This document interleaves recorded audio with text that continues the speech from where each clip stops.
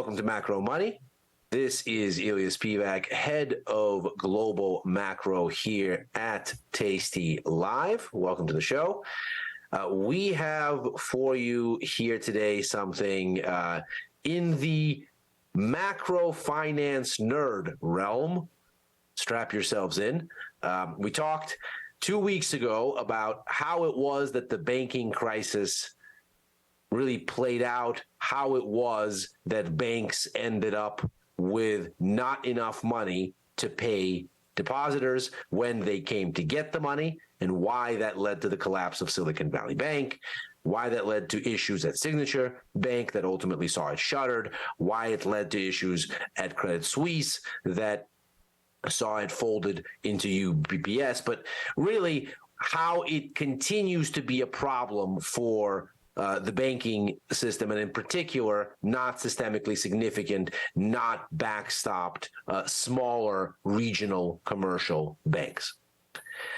So what we're going to talk about today is going to be the next sort of chapter in that story. There's been a lot of conversation as to how this even came to be, how it was that bank deposits started to leave the banking system and leave the banking institutions in that system vulnerable.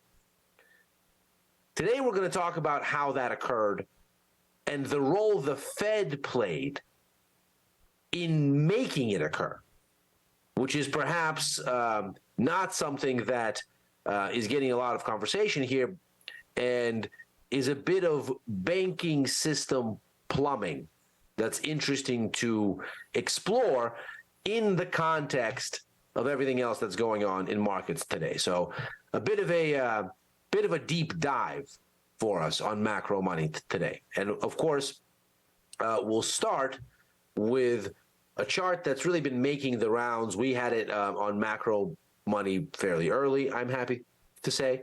But this is a chart that's really been in the zeitgeist heavily recently.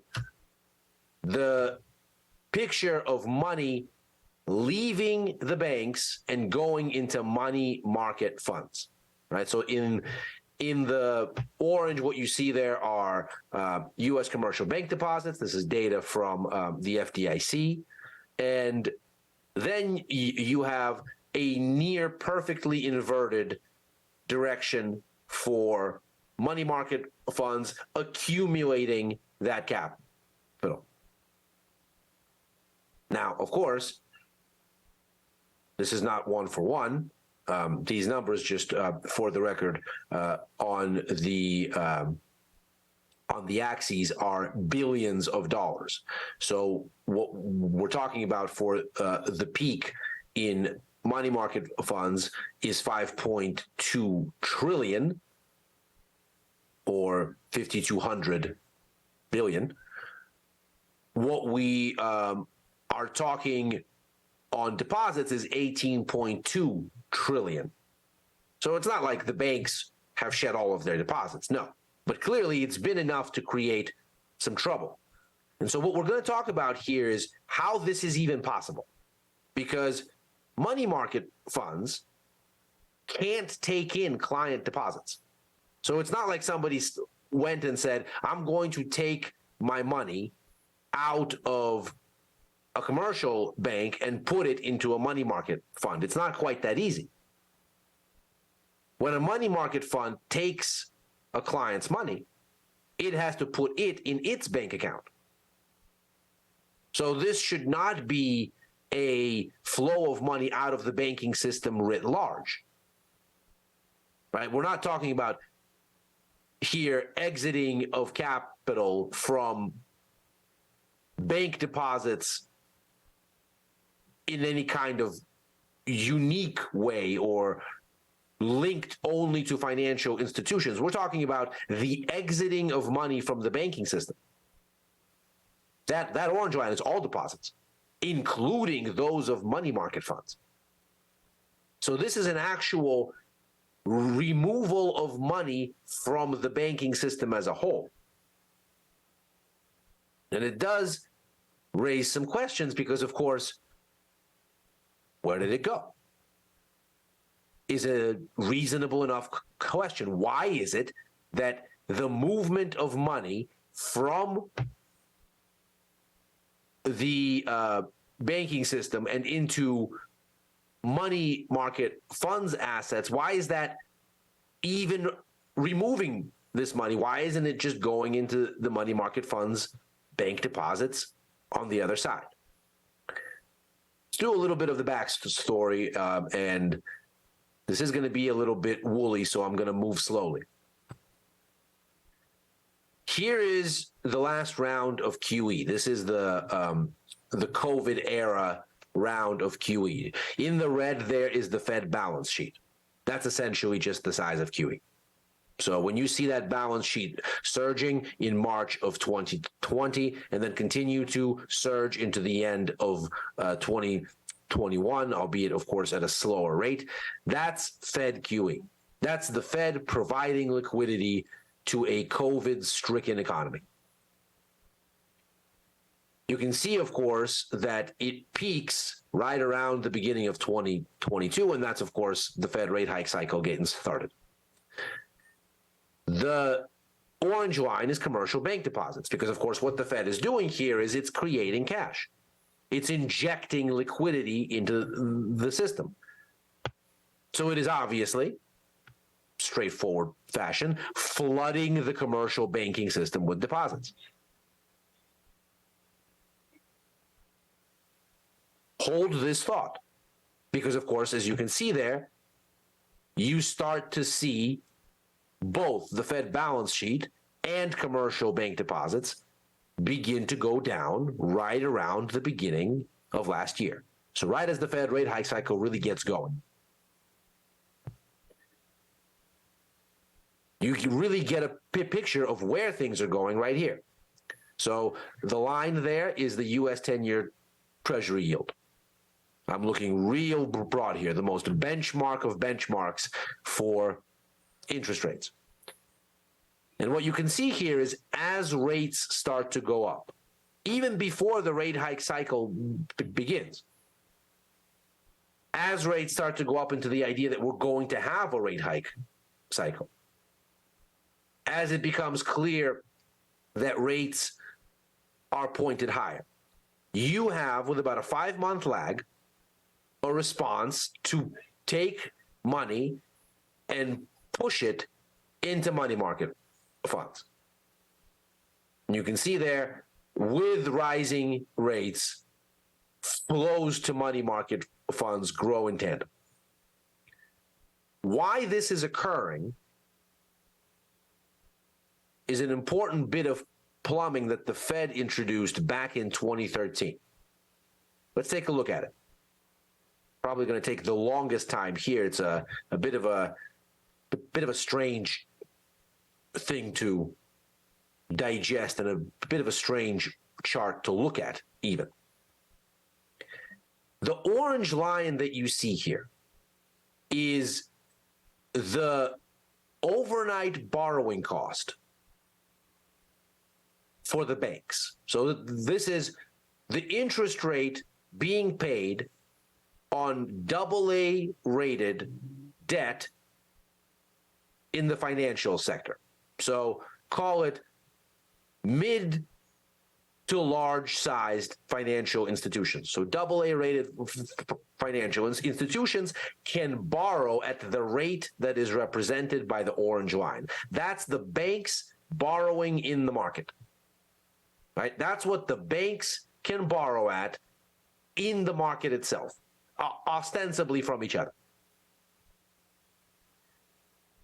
What the dark line is the Fed's reverse repo rate. Let's talk a little bit about what this is and why it's there. A repo is a repurchase agreement. And all it is basically is a collateralized loan. What's a collateralized loan? I go into a bank and I say, look here, I have this gold bar. Let's agree that I'm going to let you hold this gold bar until tomorrow. And you're going to give me cash equivalent to the value of this gold bar, whatever we agree is the value. I'm going to come back tomorrow. I'm going to give you the cash back with a little bit of interest on it because obviously I need to pay for this transaction. So I'll give you a little bit of cream on the cash, and then I get my gold bar back. And we're going to sign that agreement today. So we're going to both commit to doing the trade today and undoing it tomorrow. And what that does is it puts liquidity in my hands today. I might need the cash today, but tomorrow I want my gold bar back. That's basically just a collateralized loan. The gold bar is collateral. That's how you know I'm good for it. Give me the cash. I'll be back tomorrow. Banks do this all the time amongst each other to get access to short-term financing and effectively create certainty that they're not going to stiff anybody and keep the assets. That essentially, it's not like I need to go and sell you my assets and then buy them back. That incurs transaction costs. I may choose not to do it. Now I don't get my asset back. Instead, we do an overnight repo. Everybody agrees that we are going to swap back after we swap initially, and I, the beneficiary of liquidity, will pay a little cream on top for that kind of liquidity access. Simple enough. A reverse repo is that same process in reverse. Somebody shows up at a bank with cash and says, let me hold a gold bar from your vault overnight. I'll give you this cash. And tomorrow we'll go again. We'll swap back around. That's a reverse repo. So rather than wanting cash, having an asset to put up as collateral, you're saying, give me an asset, I will give you cash. Why is this important? Well, you can see here that the Fed begins its rate hike cycle after the 08-09 period, right around 2013, 2014.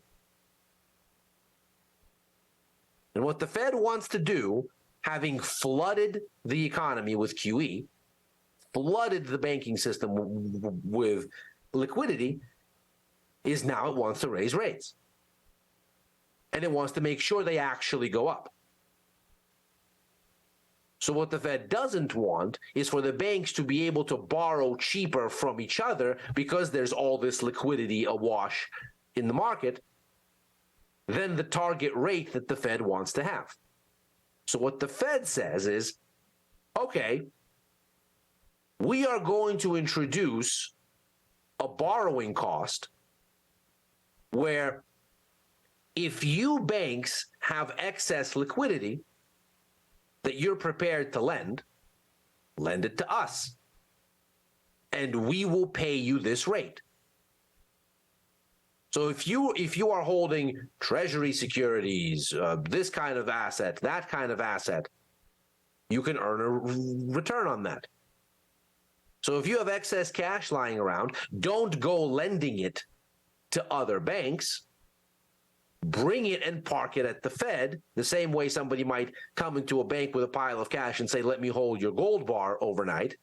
Here the Fed is saying, park the money at the Fed. You can hold short-term interest-paying securities overnight that essentially pay the same thing as if you'd just been a bank and parked the money at the Fed. They pay basically the overnight rate. So you can see here what the dark line does is it puts a floor on the orange line. Because if I'm a bank, why in the world would I lend cheaper than what the Fed is giving me? I'm a bank. I like money. I like to make money on my money.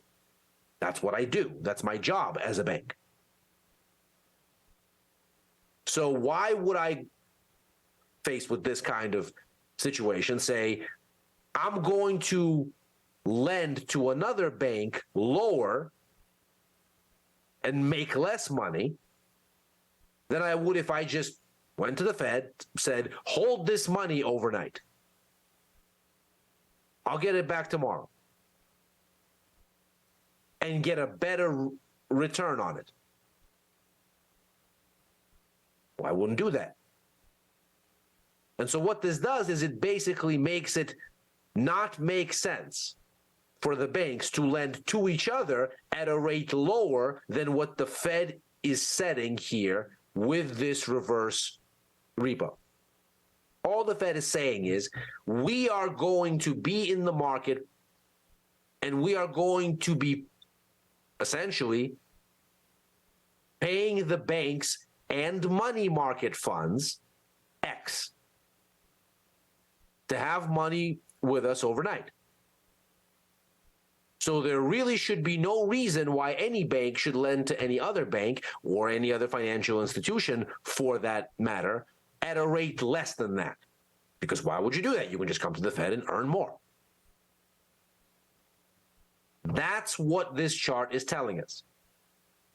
And critically, the Fed extends access to this, not just to the banks themselves, but to money market funds also. So while a bank has a reserve account at the Fed and can just say, you know what, we're just going to leave our cash sitting at the Fed and earn the interest rate on balances. Because the Fed, of course, pays interest on excess reserves. Banks have to have a certain amount of capital at the Fed to demonstrate that they have a minimum cash cushion if people come and want their money back. But if they decide to keep more than that at the Fed, they earn a rate for keeping their money there. And this is where it gets interesting. The rate on reverse repos, the rate on parking money at the banks, and the rate that the banks get for parking money at the Fed, obviously have a big giant wedge between them.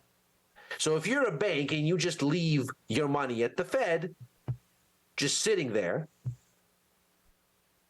you earn what that red line represents. If you're a money market fund, though, you can't access that because you're not a bank. You can't have money sitting as reserve balances at the Fed. You're not a depository institution. What you can do, though, is access the Fed's reverse repo window. So essentially, what we just talked about, going in, saying, here's the cash, give me assets, I'll be back tomorrow, we'll flip this back the other way.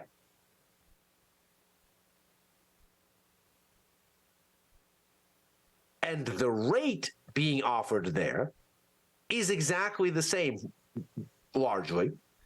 You can see there's about a 10 basis point difference now, because, of course, there's a little bit of a transaction cost.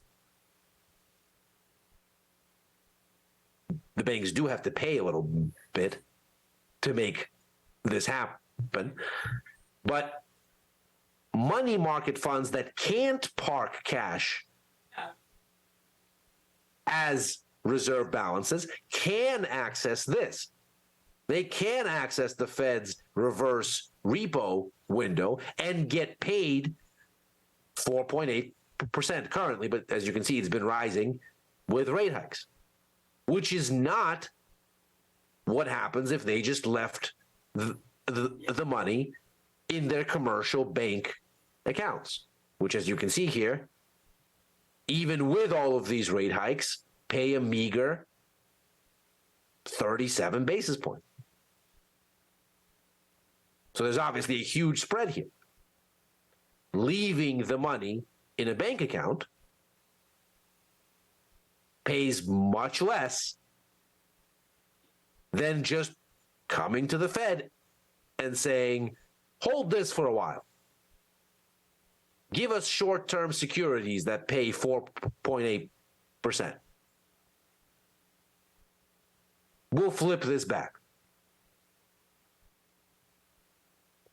And so essentially what this does is it takes money out of the banking system entirely and puts it into a rotating residency, if you will, at the Fed. And you can see here, the yellow bars are money market overnight bids for reverse repo deals and rising rates. So as rates rise, money market funds go, well, you know how we take advantage of these rising rates, considering we're not actually seeing them be paid to us in our regular commercial bank deposits. You know how we get access to those higher rates? Reverse repos. And so you can see as rates go up, the degree to which money market funds go and use this repo access is surging.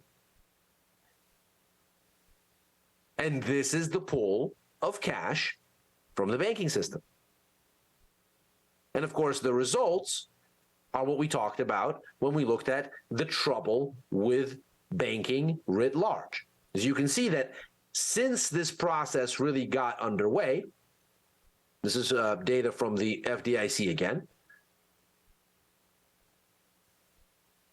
bank deposits are down 2.5% year on year as of the fourth quarter of last year, which is the latest data that we have on this. And all that would be fine. But bank deposits are, of course, liabilities for banks, short-term liabilities, because if depositors come in, the banks owe it to them. They have to give those things back. And of course, what we have here is clearly a situation where they got in trouble because they didn't have enough of it to give back when people came looking. So you can see bank deposits here as a consequence of what's going on are down 2.5%, which would be okay if bank assets were only down 0.5%, as the situation seems to suggest at first glance. If you look at just the top line numbers for bank assets versus bank liabilities, and of course, the overwhelming lion's share of those liabilities is deposits. If you look at that, you see, oh, well, okay, they should have enough cash. Deposits are down 2.5%, but assets are down only 0.5%. There should be plenty of money to pay out for a 2.5% decline in deposits. But of course, what we've learned with SVB is that it's not quite so easy, because that assets number shades the fact that in that asset mix, our portfolio holdings split into two buckets, one of which is not marked to current markets. The hold to maturity bucket, the dark part of the pie chart there. But of course, they're basically the same securities in both buckets. U.S. government debt securities and high-quality asset-backed securities, like, for example, mortgage-backed securities. It's not as if what's in the available for sale bucket, which is marked to market, is starkly different in terms of asset composition. In fact, over the course of 2022, there was a massive shift at big lenders transferring money from available for sale to hold to maturity with all kinds of woolly reasons given. But the bottom line is all of a sudden these assets don't need to be marked to market. And when interest rates rise, what happens to credit assets? Right? We know that bond yields and bond prices move inversely. So when the Fed increases rates and bond yields go up, the prices of these assets crash, which is exactly, of course, what we saw over the course of last year. And exactly what is implied by the U.S. 10-year Treasury yield, as we just saw, going higher. So if we very loosely mark to market what is going on in this hold to maturity side of the banking system's asset holdings on the banking system's balance sheet, and we say, you know what, there's similar assets, so what happened for available for sales securities in terms of a mark-to-market price move is probably comparable to what happened if we were to mark the HTM bucket, the hold to maturity bucket, to market. Which means that we're looking at about 1.2 trillion quarter on quarter, or a Q4 on Q4, I should say, in the fourth quarter of last year, an underreporting loss of about 1.2 trillion. Doesn't sound like a whole lot in the grand scheme of all of this, but it means that assets aren't down 0.5%. They're down 5.5%. And that's, of course, what makes this an issue. That what you end up with is not a 0.5% decline in assets offsetting a 2.5% decline in deposits, which would be very manageable, but a 5.5%, again, loosely guesstimated, decline in assets, which is now greater than the drop in deposits. So when those depositors come to get the money, there's not enough. And capital needs to get raised some way, somehow, or borrowing needs to be enabled. This is, of course, the crux of the issue. But the reason that we end up with a 2.5% year-on-year decline in deposits to begin with is to some extent the Fed's own doing. And I am by no means here to bash the Fed. On the contrary, I am more often a Fed apologist than a Fed critic. But we do need to understand the plumbing. This is a story less so of some sort of nefarious intent, of course, much more so perhaps of unintended consequences to monetary policy and to policy in general. But it is, in fact, the Fed's efforts to tighten more effectively, to make sure that it actually squeezes liquidity out of the banking system, going all the way back to 2013, that it actually succeeds in raising rates. It is those efforts that ostensibly have created a situation where money is leaving the banking system and is making banks vulnerable, because then they don't have enough to pay depositors if those depositors show up in large numbers. And then, of course, you can plug in all of your usual recent talking points about depositors being able to do this more quickly now because of mobile banking and connectivity and the internet and et cetera, et cetera, et cetera. So this is not the kind of bank run where people wait for days in line. It's the kind of bank run where everybody simultaneously just hits an ACH transfer request on their phone. And that is macro money for today. Hopefully that was informative. We'll be back to our regularly scheduled market watching programming tomorrow. You can catch Macro Money here Monday through Thursday, right after overtime, where I join friend of the show, Chris Vecchio, head of Futures and Forex here at tastylive, to talk about the day's developments through a macro lens. I'm also on with Chris for Futures Power Hour on Fridays, focusing on the futures markets, and with Tom and Tony for First Call on Sundays. Outside of those times, you can catch me opining on Twitter at Ilya Spivak. Thanks very much for joining, everyone. Hopefully that wasn't too complicated. See you tomorrow. Take care.